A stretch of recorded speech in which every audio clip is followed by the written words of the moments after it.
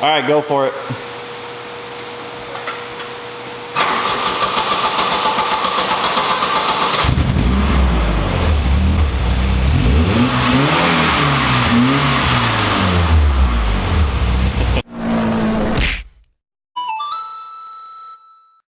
Okay, we're here with Ethan, and he's gonna tell us a couple stuff about his car, Just a couple stuff though. Yeah, this is his car right here. You'll see it later in the film.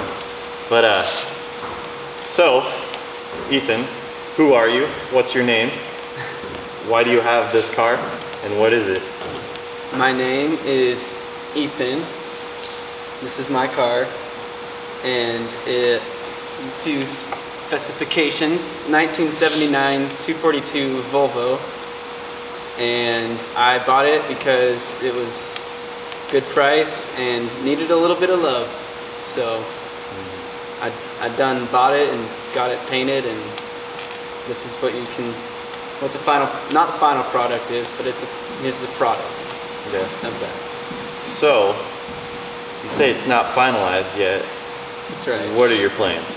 So, future plans are get the suspension sorted out. So Coilovers. Yep. Coilovers, dude. Coilovers and sway bars. It needs lots of bushings replaced. Probably its steering's really kind of sloppy right now. It's old. Probably. Yeah, get a new power steering stuff, and that's the main thing that's kind of next on my list. And then after that, probably, I don't know, 2 JZ swap it or something. It's gonna be a real drip slap. You know, that's just the next step. Zip ties everywhere. Yeah. Once you get the suspension done, there's not really anything left to do but 2 JZ swap it. So, history on this car. Okay, history. What's the deal? First I knew anything about this car, a buddy from high school bought it. That was in 2011, and then it's 2015, if you didn't know that. So he had it for a few years, did some things to it, probably a lot of motor work because I haven't had to do any on it yet.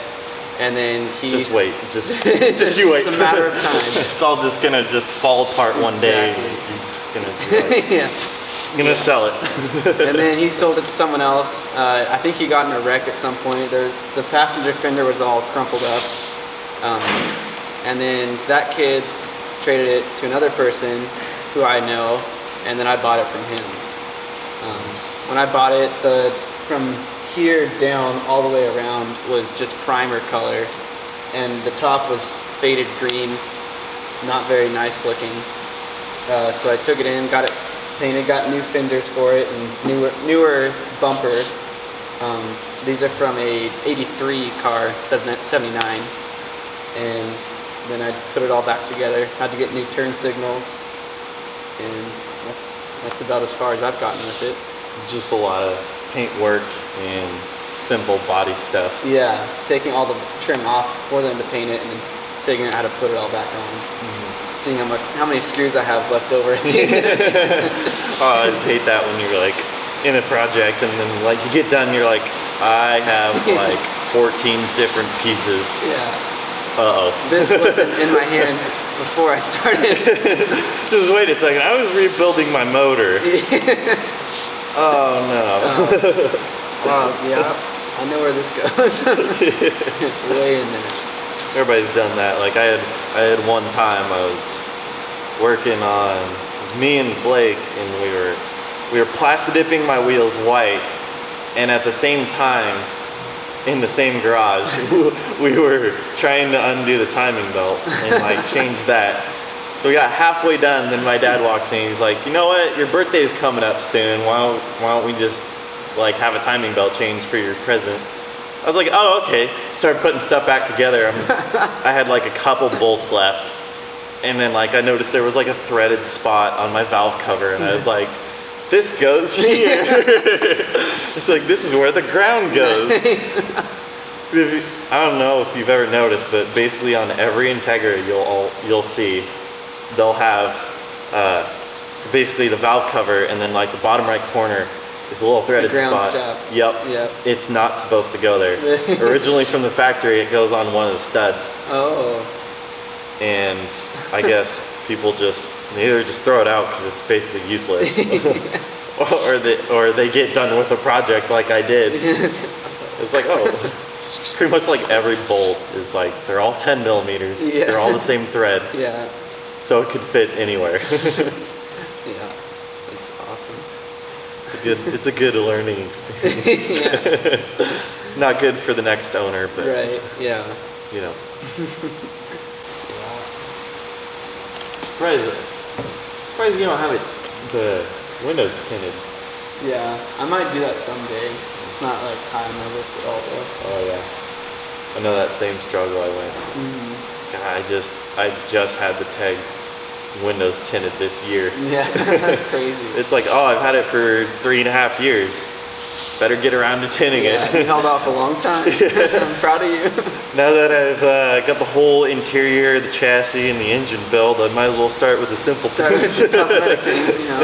It's totally backwards. Build the car and then do the simple, cheap stuff. That's how builds should work. Yeah. Make it go fast, then make it look better. Yeah. Sleeper status, and then make it look good. Make it look less like a sleeper. It's a good way to go. Yeah. Although making it look nice, Yeah. I guess it doesn't really matter because cars are cars. Yeah. No one's gonna be up to your car and be like, you know what, you should have done this first instead of this. You know what? That's what you should have done. Yeah. I think probably for like, as far as power wise, 300 is like That'd be. like as much as I would ever need. Oh yeah. Need for it. That's such a relative term. That'd be. I think that'd be a perfect number. Yeah, I think it'd be cool to autocross it someday once everything's solid and I'm not afraid of things popping over while I'm taking a corner. But that's the goal. Just keep it, drive it when it's nice out, and make it faster eventually. Drive it on days when it's not like this. Yeah, It's pretty bad. rainy. Just a little bit. Yep. Yep. Is that it? I think so. Okay. Later, YouTube.